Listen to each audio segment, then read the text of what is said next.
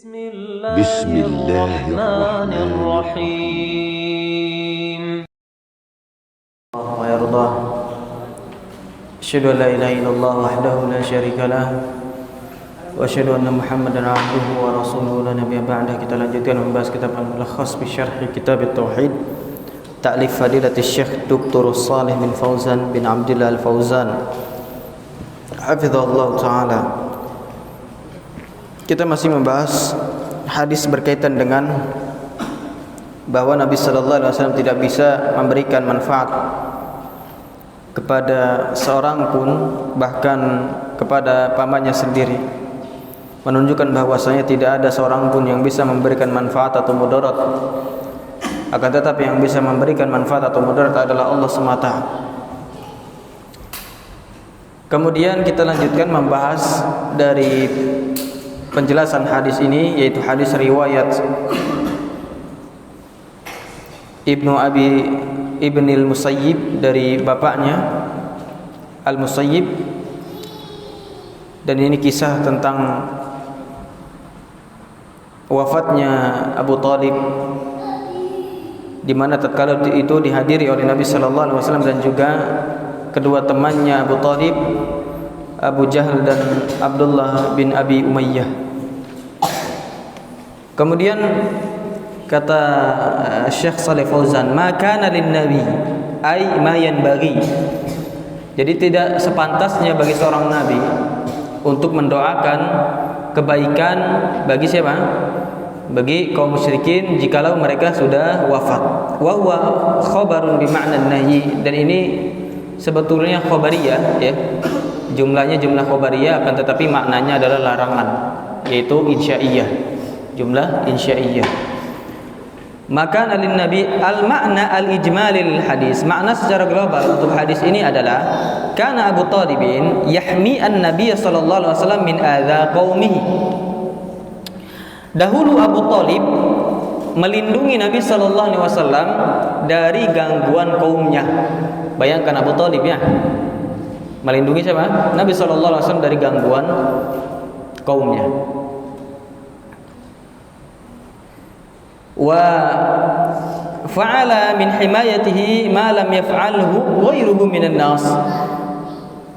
Dan Abu Talib melakukan penjagaan terhadap Nabi dengan sesuatu yang tidak dilakukan oleh selainnya dari kalangan manusia. Jadi betul-betul Abu Talib yang melindungi Nabi sallallahu alaihi wasallam, dan perlindungan ini adalah perlindungan yang besar, sampai-sampai orang lain pun tidak pernah melakukan sama yang dilakukan oleh Abu Talib. Fakana sallallahu alaihi wasallam harisan ala hidayatihi. Maka tatkala itu Nabi sallallahu alaihi wasallam semangat untuk apa? Untuk supaya Abu Talib mendapatkan hidayah, semangat, ya. Itu yang dicontohkan Nabi sallallahu alaihi wasallam dalam berdakwah. Jadi tatkala kita berdakwah itu justru yang harusnya kita niatkan dan yang harusnya kita tuju adalah kita bersemangat, sabar untuk mendakwahi apa? Orang-orang yang sedang kita dakwahi. Bukan justru sebaliknya.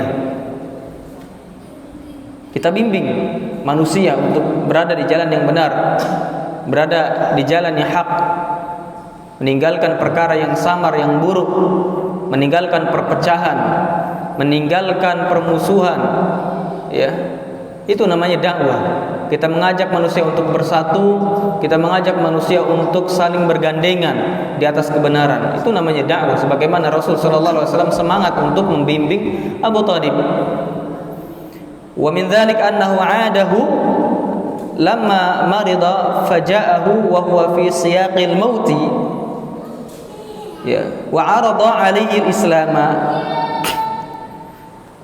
Dan dari itu bahwa Nabi sallallahu alaihi wasallam menjenguknya tatkala Abu Talib sedang sakit. Kemudian beliau Nabi sallallahu alaihi wasallam datang kepada Abu Talib, dan tatkala itu Abu Talib dalam kondisi, ya, dalam perjalanan mati, ya, dalam perjalanan wafat, ya, sedang sakaratul maut, atau sedang, ya, apa namanya, sedang apa, pendahuluan akan wafat. Dan Nabi sallallahu alaihi wasallam menawarkan kepada Abu Talib keislaman, ya, untuk masuk Islam. Ini menunjukkannya, ikhwan, ya. Coba bayangkan, Abu Thalib kan sebelumnya kufur, ya enggak? Musyrik. Tidak menyembah Allah Subhanahu wa taala. Akan tetapi di akhir hayat justru Nabi masih semangat untuk membimbing apa? Abu Thalib agar masuk Islam, menunjukkan bahwasanya selagi orang itu masih bernafas, selagi orang itu masih apa? Hidup, itu masih ada kesempatan untuk dia bertaubat. Ya. La taqnatu min rahmatillah. Janganlah kalian apa? Janganlah kalian putus asa dari apa? Rahmat Allah Subhanahu wa taala. Makanya kata Nabi sallallahu alaihi wasallam, innamal a'mal bil khawatim. Sesungguhnya amalan itu dengan apa? Dengan yang terakhir. Tolak ukurnya terakhir.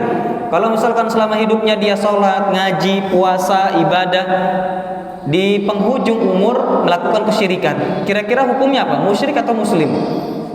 Musyrik, walaupun kesyirikannya sedikit, walaupun dia melakukan 1 detik setelahnya meninggal. Paham di sini? Nah, di sini ya, Abu Thalib selama hidupnya adalah kufur dan melakukan kesyirikan, akan tetapi di akhir hayatnya beliau apa? Akan tetapi di akhir hayatnya tetap Nabi sallallahu alaihi wasallam semangat untuk membimbing beliau agar masuk ke dalam Islam, menunjukkan bahwasanya kita ini tidak boleh putus asa terhadap rahmat Allah, ya. Allah Ghafur, Maha Pengampun, ya. Allah Maha Pengampun. Jadi jangan kita putus asa dari meminta ampunan kepada Allah Subhanahu wa taala. Belum terlambat selama kita masih apa? Masih bernafas dan masih diberikan jatah hidup di dunia. Liyakuna khatimata hayatihi liyahsula lahu bidzalika al-fawzu was-sa'adatu. Liyakuna khatimata hayati, agar penutup dari kehidupan Abu Thalib, ya, liyahsula lahu bidzalik al-fawzu was-sa'adatu. Beliau mendapatkan dengan Islam tadi al-fawz, kemenangan, was-sa'adatu, dan juga kebahagiaan. Jadi kemenangan dan kebahagiaan yang hakiki didapatkan dengan apa? Dengan keislaman. Wa talaba minhu an yaqula kalimat at-tauhid. Dan Nabi sallallahu alaihi wasallam meminta dari Abu Thalib untuk mengucapkan kalimat tauhid. Bayangkan di sini. Nah, ini rukun yang pertama, bahwa seseorang dikatakan mukmin, muslim adalah yang pertama dia mengucapkan kalimat la ilaha illallah wa anna muhammadar rasulullah. Itu rukun, enggak boleh enggak, ya. Kecuali ada uzur, ya. Misalkan apa? Misalkan dia gagu, nggak bisa ngomong, dia mengucapkan dengan apa yang dia mampu. Wa arada alaihi al-musyrikuuna ay yabqa ala dini abaihi. Dan Nabi sallallahu alaihi wasallam dan kaum musyrikun tatkala itu juga menyajikan, ya, menawarkan kepada Abu Thalib ay yabqa ala dini abaihi, agar tetap berada di atas agama bapak-bapaknya, alladhi huwa syirku, yaitu agama kesyirikan. Ya, agama bapaknya Abu Thalib adalah agama kesyirikan. Li'ilmihim bima tadullu alaihi hadhil kalimatu, dikarenakan mereka kaum musyrikin tahu terhadap apa yang ditunjukkan kepadanya oleh kalimat ini, min nafyi syirki, berupa apa? Menafikan kesyirikan. Jadi kalimat la ilaha illallah wa anna muhammadar rasulullah menghapus kesyirikan. Wa ikhlasil ibadati lillahi wahdah, dan juga memurnikan ibadah hanya untuk Allah semata. Jadi tatkala orang mengatakan la ilaha illallah wa anna muhammadar rasulullah, akan tetapi perbuatannya kontradiksi, ya, kontradiksi, justru dia beribadah kepada selain Allah, justru dia tidak meninggalkan kesyirikan, maka kalimat la ilaha illallah wa anna muhammadar rasulullah tidak berlaku. Karena di antara syarat sahnya, ya, kalimat tauhid, yaitu la ilaha illallah, adalah ikhlas. Ya, adalah ikhlas. Nah, sedangkan kaum musyrikin di zaman Nabi sallallahu alaihi wasallam, mereka tidak memurnikan ibadah kepada Allah, akan tetapi mereka juga beribadah kepada Allah, beribadah kepada selain Allah juga, ya. Juga beribadah kepada selain Allah. Wa 'ada Nabi sallallahu alaihi wasallam talabat talaffudhi bi syahadati min 'ammi. Kemudian Nabi sallallahu alaihi wasallam mengulangi meminta, ya, untuk agar Abu Thalib melafadzkan syahadat, ya, agar melafadzkan dengan syahadat dari pamannya, yaitu Abu Thalib. Ya, itu maknanya lafadz. Lafadz itu diucapkan maknanya, ya. Bukan sekedar apa? Dipahami. Di sebagian kelompok mengatakan nggak perlu diucapkan. Ya. Cukup apa? Cukup diyakini. Ada yang mengatakan cukup dipahami, ada yang mengatakan cukup hanya diketahui dan seterusnya. Wa 'adal musyrikun al-mu'aradata wa saru sababan lisaddihi 'anil haqqi. Kemudian kaum musyrikin pun mengulangi al-mu'aradah, ya, mengulangi menyajikan, mengajak, ya. Untuk apa? Untuk, ya, barakallahu fikum, Abu Thalib tetap berada di atas agama bapaknya. Wasaru, maka jadilah mereka kaum musyrikin sebab lisaddihi 'anil haqq. Abu Thalib ditutupi, ditahan dari kebenaran. Wa mautihi 'ala syirki, dan menjadi sebab wafatnya Abu Thalib di atas kesyirikan. Ya.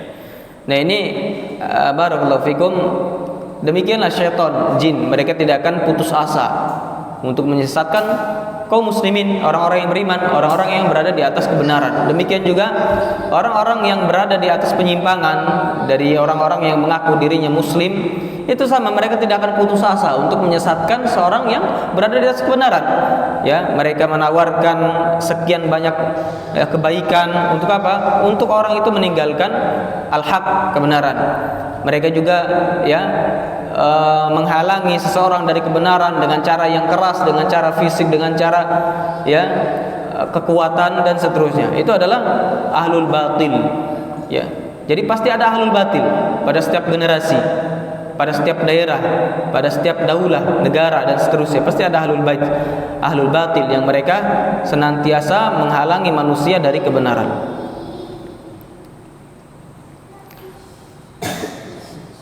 Wa inna dzalika halafa Nabi sallallahu alaihi wasallam liyatlubanna lahu minallahil maghfirata. Dan tatkala itu Nabi sallallahu alaihi wasallam bersumpah untuk betul-betul meminta untuk Abu Thalib dari Allah Subhanahu wa taala al-maghfirata, ampunan. Ya. Karena apa? Karena Nabi sallallahu alaihi wasallam tahu betapa besar jasa Abu Thalib terhadap terhadapnya dan juga Islam. Makanya dengan sebab itu beliau memintakan ampunan kepada Allah Subhanahu wa taala untuknya. Ada sebabnya. Ya, seseorang dimuliakan, paham? Antum bayangkan, lihat ini kaum musyrik. Ya, ini orang musyrik, orang kafir. Nabi sallallahu alaihi wasallam mencoba untuk memuliakannya dengan memintakan ampunan. Apa sebabnya? Karena dia menolong Islam, karena dia menolong agama Allah. Demikian jemaah. Kalau antum menolong agama Allah, kalau antum berjuang untuk agama Allah, kalau antum barakallahu fikum, ya, ikhlas betul-betul meniatkan untuk Allah Subhanahu wa taala, antum juga akan dimuliakan, Allah yang akan menjamin. Ya. Dia jangan takut. Kadang-kala orang berpikir kalau dia banyak bersahabat dengan manusia, banyak nongkrong dengan manusia, dia akan mendapatkan kemuliaan, dia akan mendapatkan sekian banyak barakallahu fikum teman dan seterusnya. Tidak. Kemuliaan itu diantara sebabnya didapatkan tatkala seseorang memuliakan Islam, memperjuangkan Islam. Diantara berjuang untuk Islam adalah menuntut ilmu. Itu perjuangan yang paling afdol, ya, perjuangan yang paling afdol terutama pada zaman sekarang, di mana manusia banyak mereka terlena, tersesat, bahkan mereka sendiri yang di antara kaum muslim banyak yang tersesat dari agamanya. Mereka tidak mengerti tentang agamanya, mereka tidak mengerti bahwasanya ini adalah perkara yang diharamkan oleh agamanya. Maka jihad yang paling mulia di zaman sekarang, perjuangan sebab seseorang mendapatkan kemuliaan di zaman sekarang adalah dia berjuang untuk menuntut ilmu. Ya, dengan menuntut ilmu, agama akan menjadi murni, agama akan menjadi kokoh dan kuat, dan persatuan kaum muslimin akan menjadi kokoh dan kuat. Paham di sini? Ini Abu Thalib musyrik kafir. Nabi sallallahu alaihi wasallam mencoba untuk memuliakannya dengan memintakan ampunan. Apa sebabnya? Sebabnya karena Abu Thalib berjuang untuk Islam. Di antara perjuangannya adalah beliau banyak membantu Nabi sallallahu alaihi wasallam dan barakallahu fikum menghalangi gangguan yang akan menimpa Nabi sallallahu alaihi wasallam. Nah, kita ini kalau pengen mendapatkan kemuliaan di sisi Allah, bahkan di sisi makhluk manusia sekalipun, maka dengan cara adalah kita memperjuangkan Islam. Dan di antara perjuangan Islam yang paling afdal sekarang adalah menuntut ilmu. Banyak jamaah, ya, antum nggak usah lah berpikir ini dan itu.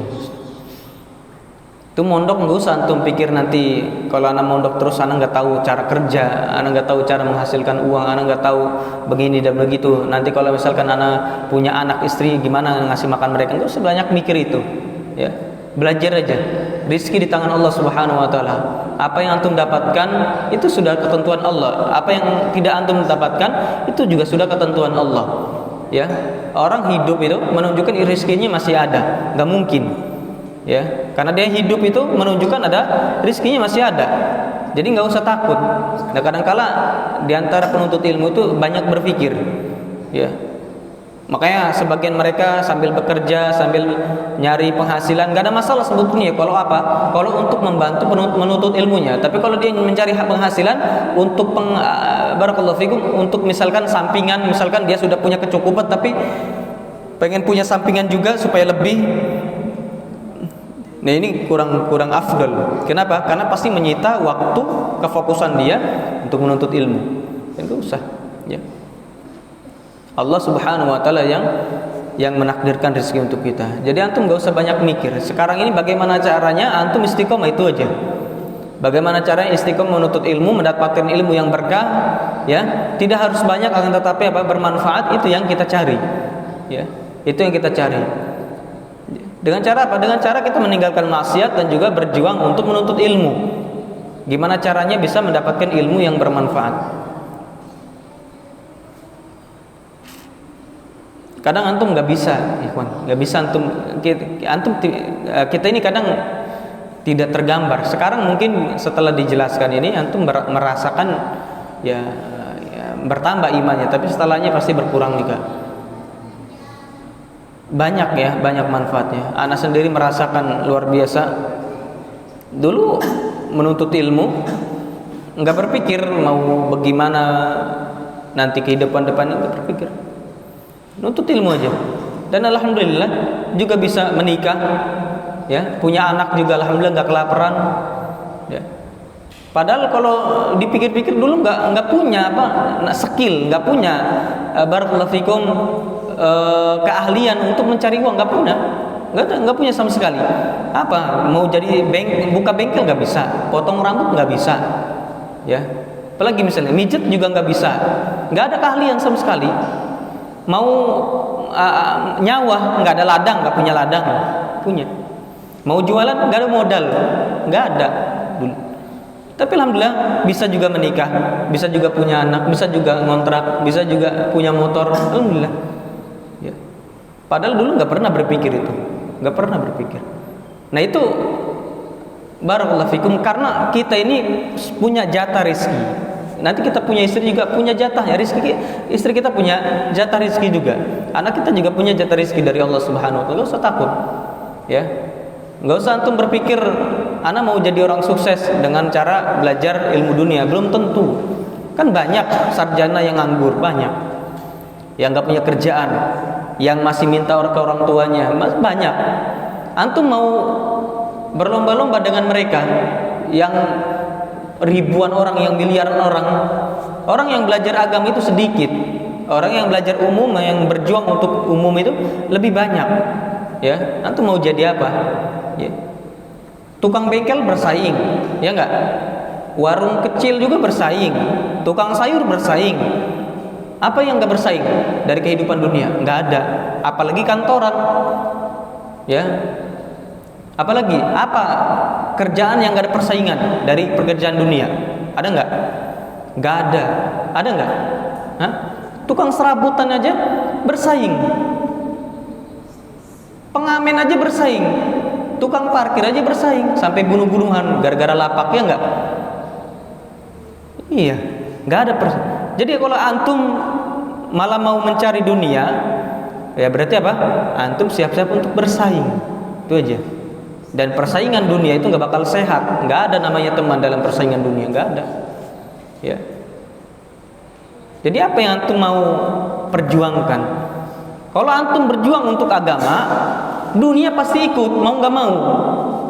Karena Allah sudah tetapkan yang demikian. Huwaladzi khalaqalakum ma fil ardi jami'a. Allah lah yang menciptakan untuk kalian seluruhnya apa yang ada di atas muka bumi. Jadi walaupun kita nggak kerja, justru kita juga pasti dapat. Antum coba bayangkan Umar, ya nggak? Antum kan nggak kerja, tahu-tahu nasi kotak datang, ya nggak? Pakai uang antum? Nggak pakai uang, datang. Tahu-tahu jajanan datang, tahu-tahu ada ngirim, ya Kentucky, tahu-tahu nasi padang, ya nggak? Antum nggak berpikir di situ. Coba antum pikir, antum kan nggak kerja, ya nggak? Nggak ikut berjuang, nggak ikut bersaing dengan orang-orang yang di dunia. Coba antum di luar itu, orang mau makan untuk satu suap aja susah. Harus dia capek dulu, panas-panasan dulu, ngamen dulu, nyanyi dulu, ya. Harus nyari rongsokan dulu, ya. Harus capek-capek dulu.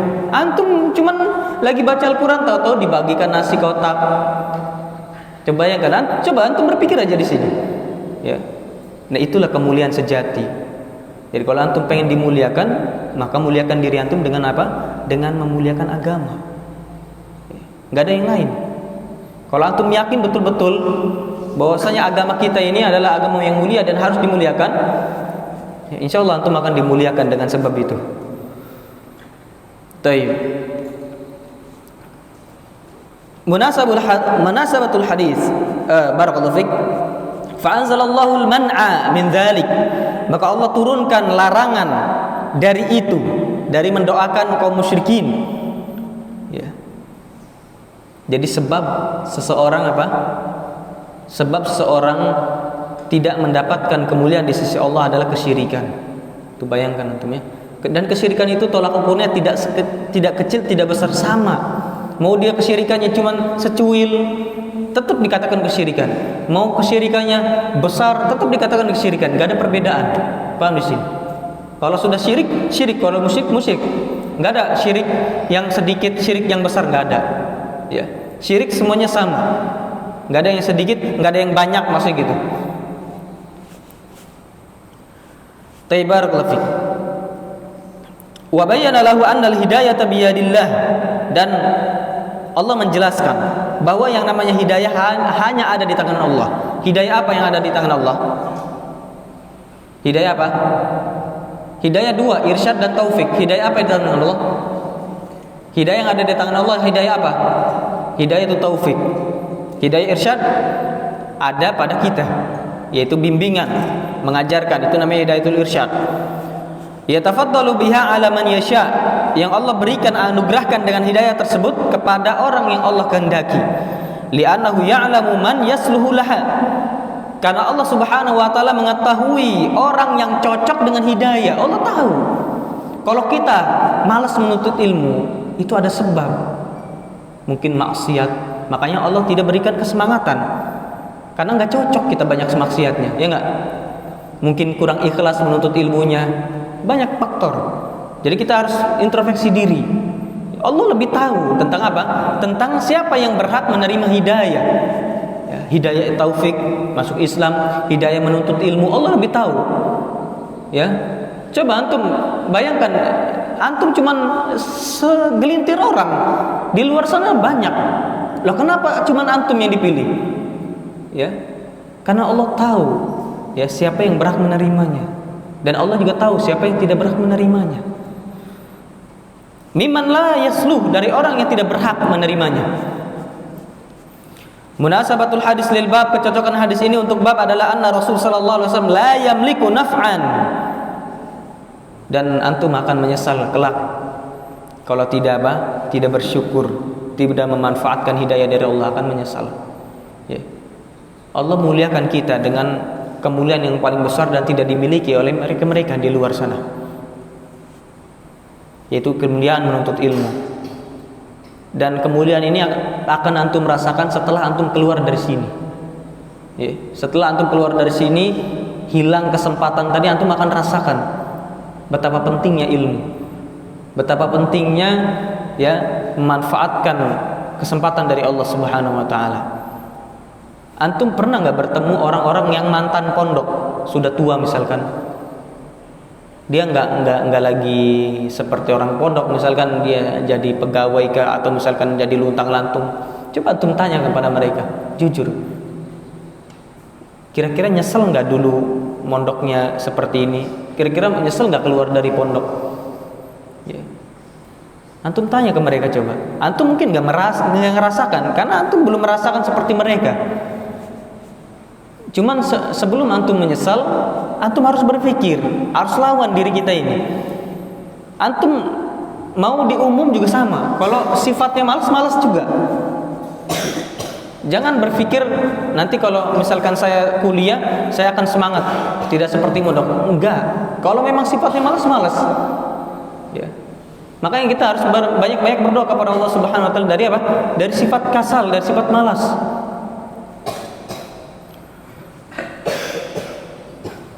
Munasabatul hadis lil bab anna Rasul sallallahu alaihi wasallam la yamliku naf'an liman huwa aqrabu an-nasi ilaihi. Bahwa Rasul sallallahu alaihi wasallam tidak memiliki manfaat, tidak bisa memberikan manfaat kepada orang yang lebih paling dekat, manusia yang paling dekat kepada Rasul, Abu Thalib pamannya, nggak bisa. Mimma yadullu ala butlani ta'alluqi alaihi sallallahu alaihi wasallam, dari apa yang menunjukkan kepada batilnya bergantung kepada Rasul sallallahu alaihi wasallam dalam hal manfaat dan mudarat, nggak boleh bisa. Ya. Mau antum lus-lus kuburan Nabi, cium-cium kuburan Nabi, bawa tanahnya misalkan, kantongin, ditaruh di rumah jadi pajangan, nggak bisa memberikan manfaat. Nabi sallallahu alaihi wasallam nggak bisa memberikan manfaat untuk kita atau mudarat, apalagi Nabi sudah wafat. Nabi masih hidup aja nggak bisa, apalagi sudah wafat seperti ini, boro-boro. Nah, anak ngomong begini nih, Nabi nggak bisa dengar, paham di sini? Karena sudah wafat. Lijal bin naf'i, untuk mendatangkan manfaat, au daf'i durri, atau menolak mudarat, wa ghairihi min babi aula, dan yang selain Nabi sallallahu alaihi wasallam min babi aula. Ya, itu lebih berhak, lebih layak untuk tidak diminta manfaat dan mudaratnya. Ma yustafadu minal hadis, yang bisa diambil faidah dari hadis ini adalah al-ula, faidah yang pertama, jawazu iyadatil maridi al-musyriki idza rujiya islamu. Boleh menjenguk orang yang sakit, ya, yang musyrik, apabila diharapkan keislamannya. Boleh diharapkan keislamannya tadi, ya. Ada misalkan ya saudaranya sakit dan dia musyrik, ya kita jenguk. Dan tujuan dari menjenguk tadi apa? Tujuan dari menjenguk tadi apa? Memberikan apa? Membimbing untuk mendapatkan hidayah Islam. Itu tujuannya. Jadi bukan tujuannya sekedar dunia, ngapain seperti itu? Nggak ada manfaatnya.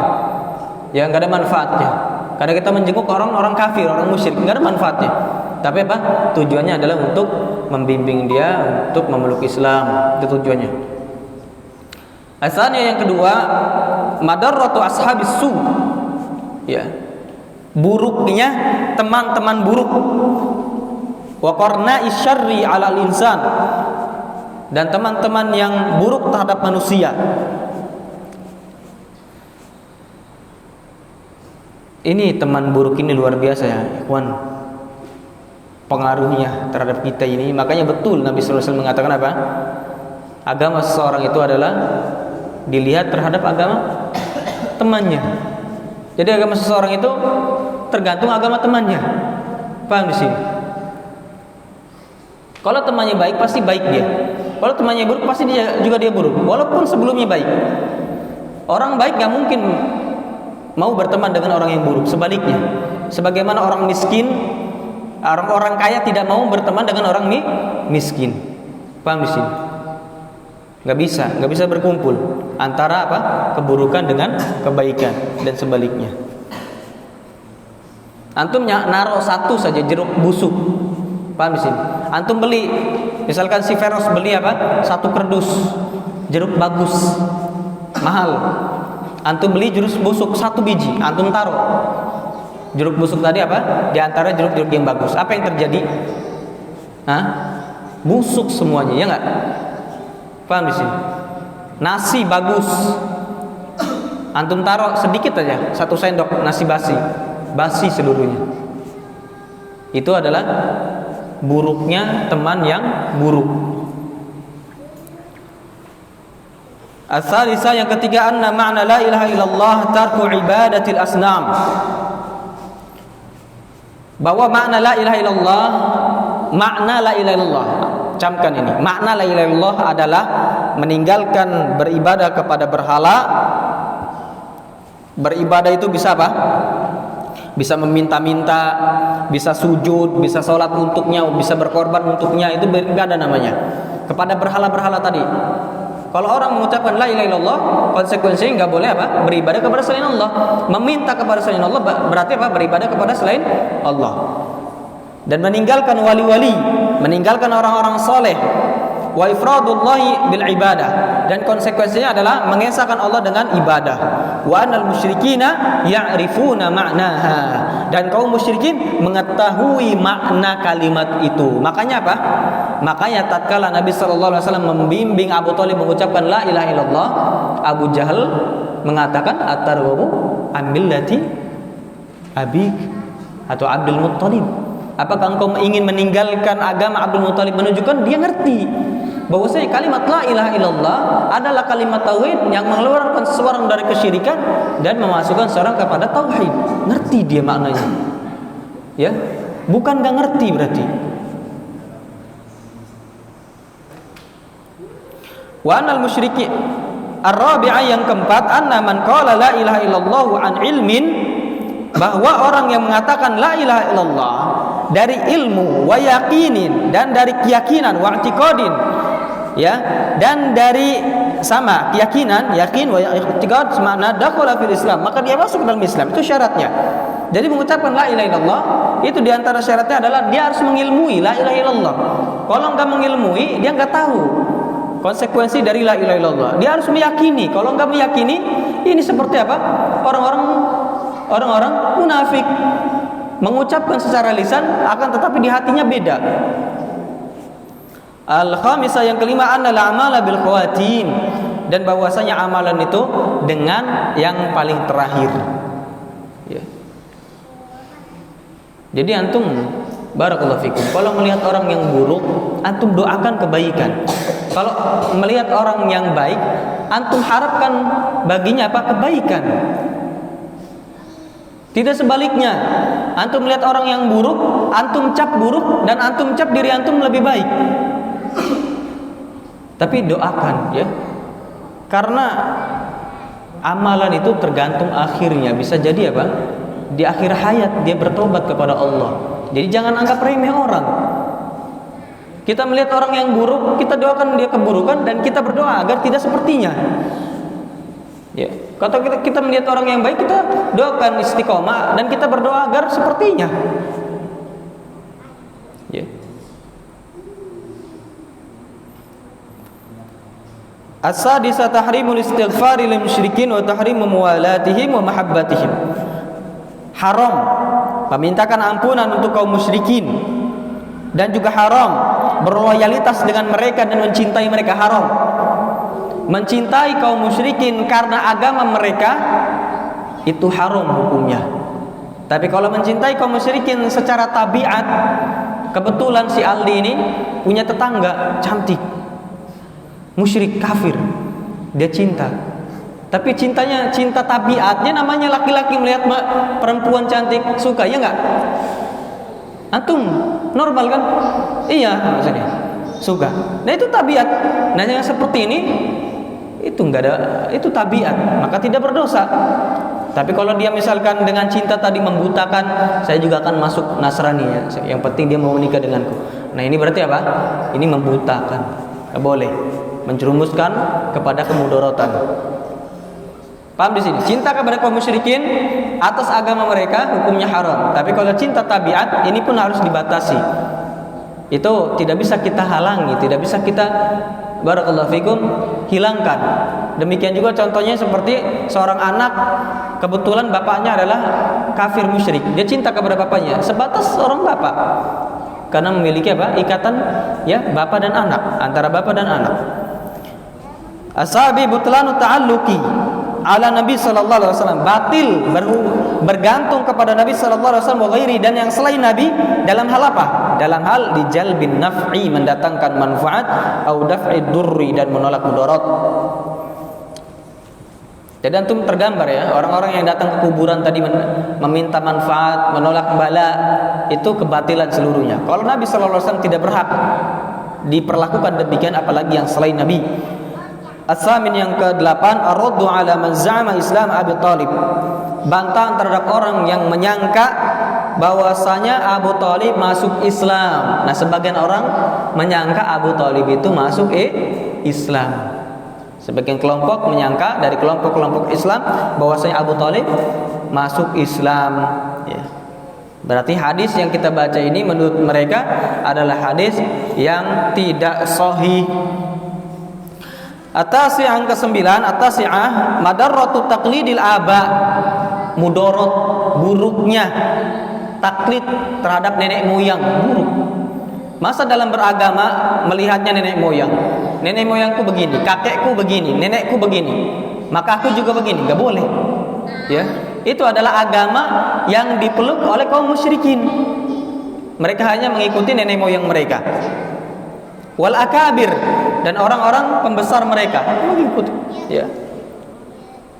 Kalau antum perhatikan, tidak ada bedanya di sini orang yang cerdas, orang yang bodoh, orang yang tuli, orang yang bisa melihat, orang yang bisu, orang yang barakallahu fikum, orang yang memiliki ijazah atau tidak memiliki ijazah, itu tidak ada bedanya. Kalau mereka sudah taklid terhadap nenek moyang mereka, maka mereka akan menjadi orang yang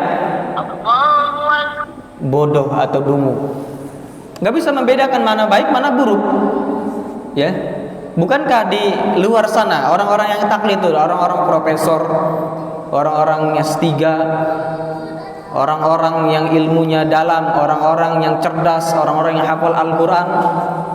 Itu menunjukkan bahwasanya taklid terhadap nenek moyang itu adalah perkara yang buruk dan tidak ada bedanya di sini antara yang cerdas dan yang bodoh. Bihaitsu yaj'al qauluhum hujjatan. Yang maknanya taklid itu adalah dijadikan ya ucapan mereka sebagai hujjah. Yang namanya hujjah itu adalah referensi. Tidak butuh lagi embel-embel, tidak butuh lagi alasan-alasan. Kalau mereka sudah mengatakan A, berarti yang benar adalah A. Kalau mereka mengatakan B, yang benar adalah B. Enggak perlu kita mencari kebenaran lagi. Yarji'u ilaiha 'inda tanazu'i, yang mana kembali ya kepada bapak-bapak mereka, pembesar mereka tatkala tanazu', tatkala berselisih. Jadi tatkala mereka berselisih, ya antara ini si fulan membawa berita A, si fulan membawa berita B, maka dia mengatakan kita kembali kepada bapak kita, nenek moyang kita. Apa yang mereka katakan maka itu yang benar. Ini namanya taklid. Dan taklid dalam segala aspek adalah keburukan. Tidak ada yang benar. Ya, tidak ada yang baik. Paham di sini? Mau taklidnya dengan nenek moyang, dengan ustadz, dengan ulama, ya, dengan apa? Dengan sahabat sekalipun, maka itu tidak boleh, haram hukumnya. Kita taklid kepada mereka dengan syarat, ya, alasan apa yang mereka bawa. Nah, alasannya ini berupa apa? Kitab dan sunnah. Tayyib naktabi harga subhanahu wa bihamdika asyhadu an la ilaha illa anta astaghfiruka wa atubu ilaik.